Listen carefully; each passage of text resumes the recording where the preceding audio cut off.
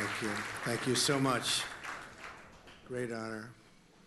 And thank you to my very good friend, Rupert Murdoch. There's only one Rupert that we know. But for helping to keep this history alive, and he's been working on this for a long time. He loves Australia. And for the next generation. And thanks also to the legendary, talented golfer, Greg Norman. I used to think I was a great player, and then I played with Greg one time, and I said, well, I'm not going to play golf for a living. He saved me a lot of time, I'll tell you that. And thank you to everyone here tonight for helping us to honor and remember those very brave souls who answered the call of freedom. Also to Anthony Pratt, who just pledged $2 billion, and that's peanuts for Anthony, if you know Anthony. Come on, Anthony, you can do better than that. Thank you. Thank you very much, Anthony. That's beautiful. It's really a special privilege to be back on the Intrepid and to address both American and Australian heroes. Melania and I are thrilled to be joined by a very, very special Prime Minister and his wonderful wife, Lucy, who I've just gotten to know. And, you know, they said we had a rough phone call. We really didn't have a rough phone call, did we? Everyone's talking about this phone call. The media was saying, what do you think about the phone call? You didn't really hang up. No, we had actually a very nice call, right? Good. Now the record is straight. All of those people back there. Thank goodness. It's true. We had a very nice phone call. A little testy. Got a little bit testy, but that's okay. We've had a very good relationship, and I'm very proud of the relationship. Thank you very much, Malcolm. The Prime Minister and I have just finished a productive discussion about the interests of our two countries. Together, we discussed crucial issues ranging from national security to trade, to immigration and enhanced economic cooperation.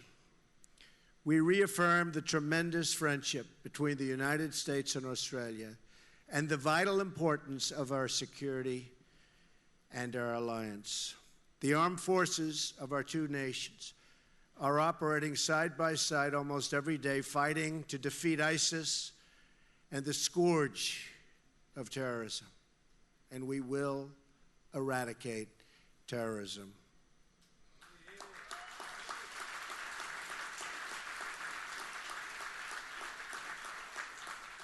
To every man and woman who has served America and Australia in uniform, two proud nations salute you, believe me. There is no better place to remember the importance of military readiness than this ship. It was laid down just 1 week before the tragic and the tragedy of Pearl Harbor and helped secure freedom in its hour of need. I was proud to share the news that this week my administration reached a historic deal with Congress to end the devastating cuts to the United States military.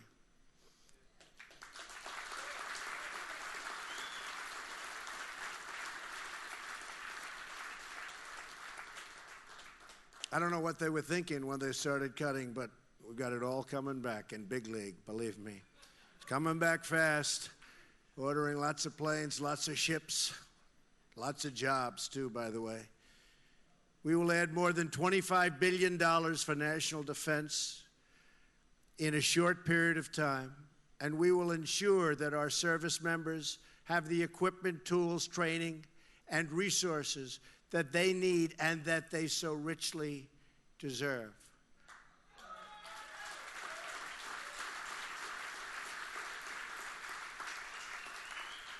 But security also requires friends that you can truly count on.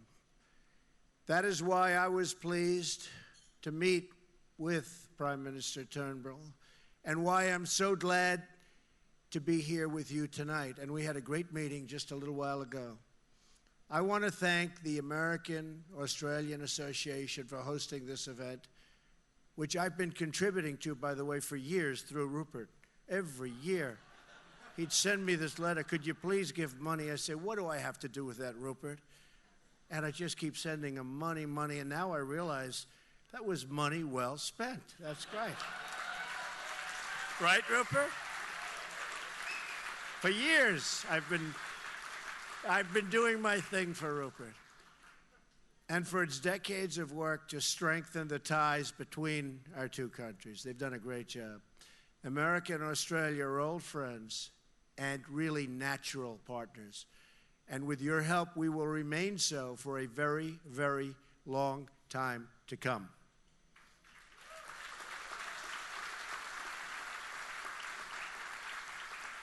Our two nations were born as the rebellious children of the same parent. It's a very interesting statement.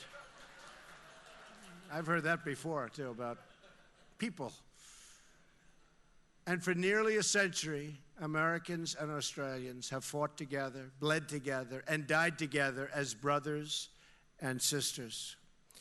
Since the First World War, when Australians led Americans in the Battle of the Homel, our brave warriors have fought shoulder to shoulder in every major conflict together. Their righteous cause has always been the same: the safety of our citizens and the survival of our freedom. From the beaches of Normandy, a vicious, vicious fight, to the jungles of Vietnam and the desert landscapes of the Middle East, with lots of progress, believe it or not, after all these years, is being made. Americans have had no better friends than the Australians. I mean that.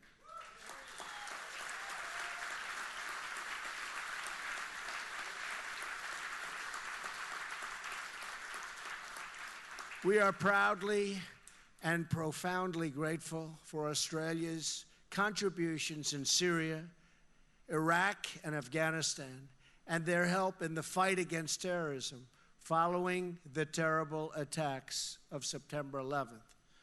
On behalf of the United States, I thank the Australian people tonight. Believe me, I have so many friends here from this country, and we love Australia, all of us. We really love Australia. Thank you very much.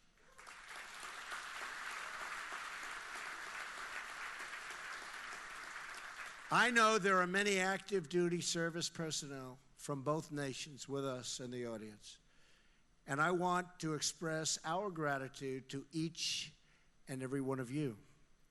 We are privileged to be joined by many amazing veterans from our two countries as well, and from so many different conflicts. There are so many conflicts that we fought on and worked on together, and by the way, in all cases, succeeded on. It's nice to win. It's nice to win. And we've won a lot, haven't we, Mr. Prime Minister? We've won a lot. We're going to keep it going, by the way. You've given your love and loyalty to your nations, and tonight a room of grateful patriots says thank you. We are especially honored by the presence tonight of 7 World War II veterans, and we've been talking about them all night, but I should mention their name once again, perhaps for the final time tonight, or we can keep mentioning them because they're worth it. And their names again: John Hancock, Derek Holyoke, Gordon Johnson, Norm Tame, Wendell Thrasher, Roger Spooner, and Bill White. Great, great people. Great.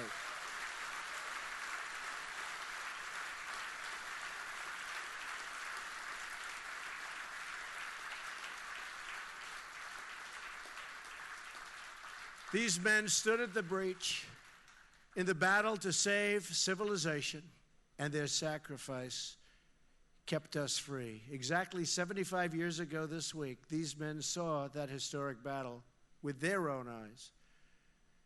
And we've also covered that very, very vicious, violent battle but this is a little bit of a different description. But the end result was the same. We won. We won. They saw enemy planes flying toward them by the dozen. They saw the flames erupt into the air, and they saw the true cost of war in the faces of the heroes that never returned. On this special gathering, on this special night, we remember the courage of these men and every man, Australian and American, who fought in the Battle of the Coral Sea.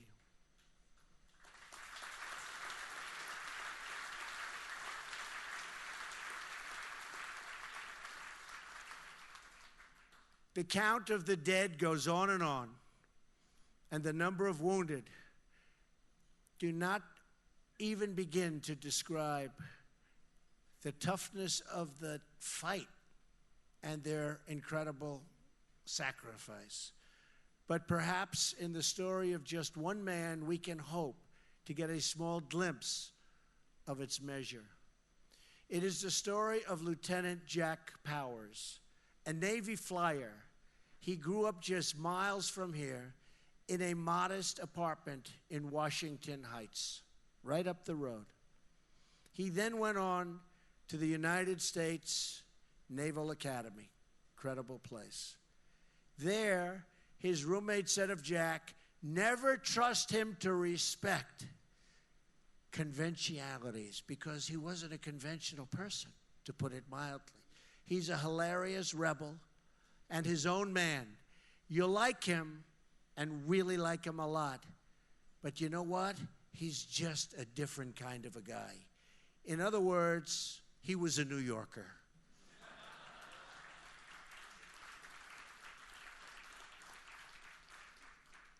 By the attack on Pearl Harbor, Jack had already served 6 years in the Navy. In the 6 months that followed, the Allies suffered many defeats and many, many casualties. Japan captured footholds all across the Pacific and now was closing, and really fast, closing in on Australia. In May 1942, the invading fleet moved on Port Moresby, the vital base just a few hundred miles from Australian shores. It was there off the coast that American and Australian ships met the enemy in the Coral Sea. On the morning of May 7th, Jack Powers launched his dauntless dive bomber from the depth and deck of the Yorktown. He was some flyer, I can tell you that, some great flyer. Soon, he dived straight at an enemy carrier and dropped his bomb so low, he was almost caught in the blast, and he was badly hurt. But he escaped, and the carrier sank. That night on the Yorktown, Jack urged the other pilots to take the same risk. He said, that's the way you do it. That's the way you win. That's the way you sink them. Whatever the cost, even if it costs you your lives, that's the way you sink the ship. The next morning, he pressed his point again. Remember, he said, the folks back home are counting on us. I'm going to get a hit if I have to lay it down right next to that flight deck. In their courage, they turned the tide of the Pacific War. They had tremendous success. They were knocking out ship after ship. That day, Jack flew his plane to another carrier, straight into a hail of oncoming lead and fire, to land a devastating blow on its deck. Seconds later, the colossal blast, the one Jack was talking about and saying we have to take the risk, engulfed his plane, and Jack was gone. He was dead.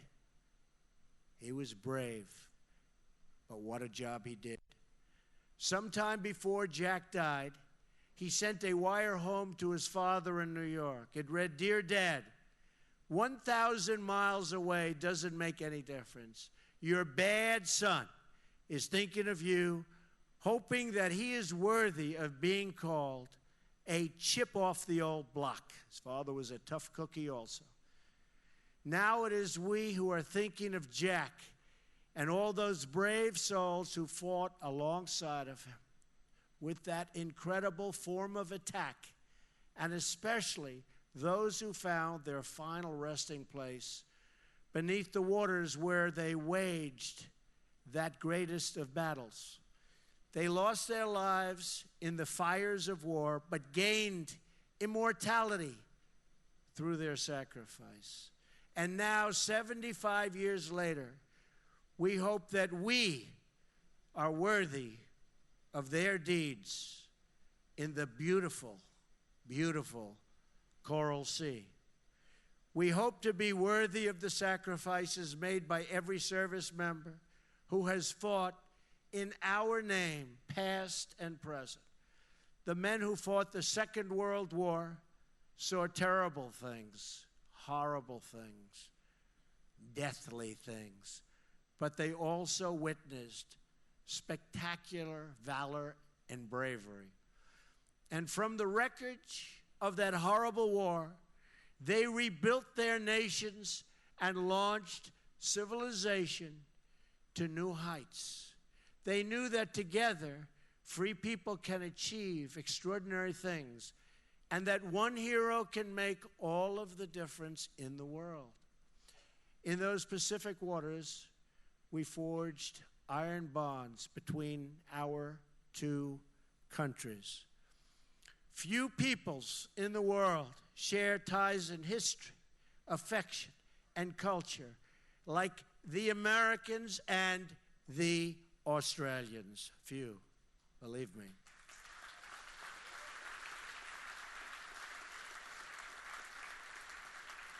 Those ties were sealed with the blood of our fathers and grandfathers, and those same ties are now the priceless heritage we celebrate so beautifully tonight. So with love for our two nations, with pride in our shared history, and with faith in Almighty God, we renew our old friendship, and we pledge our lasting partnership in the search for prosperity and everlasting peace. Mr. Prime Minister, thank you very much. I'm honored that you're here. I'm honored that Mrs. Turnbull is here. And I'm honored that everybody in this room is with us to realize what a great, great relationship our two nations have together. God bless you. God bless our fallen heroes. God bless the Australian people. And God bless the United States of America. Thank you all. Thank you. Thank you. Thank you very much.